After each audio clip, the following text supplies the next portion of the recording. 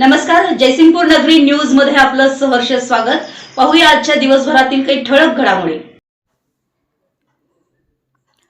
अंकली उदगाव येथील कृष्णा नदीपात्रात एका विवाहितेने उडी मारली। अंकली उदगाव दरम्यान कृष्णा नदीपात्रात एका विवाहितेने उडी मारल्याची माहिती समजताच जयसिंगपूर सांगली पोलीस घटनास्थळी दाखल झाले। नदीपात्रात शोधकार्य सुरू असून परिसरात नागरिकांची मोठी गर्दी केली। आत्महत्येचे नेमके कारण अद्याप स्पष्ट झाले नाही। घटनास्थळावरून मिळालेल्या माहितीनुसार प्राजक्ता राहुल देसाई राहणार गावबाग सांगली असे या विवाहितेचे नाव असून कडेगाव जिल्हा सांगली येथील रहिवासी असून तिचे लग्न गावबाग सांगली येथील राहुल देसाई यांच्याशी झाले होते।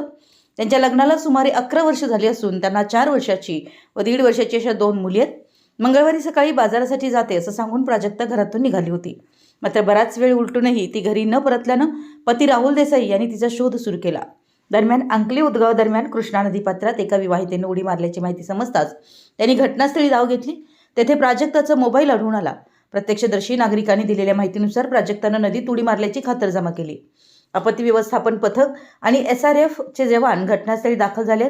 दुपारी 1:30 वाजल्यापासून बोटींच्या सहाय्याने नदीपात्रात शोध घेण्याचे काम सुरू असून नदीच्या पाण्याचा प्रवाह आणि खोली यामुळे शोध कार्यात अडथळे येत आहेत। जयसिंगपूर सांगली पोलीस घटनास्थळी दाखल झाले।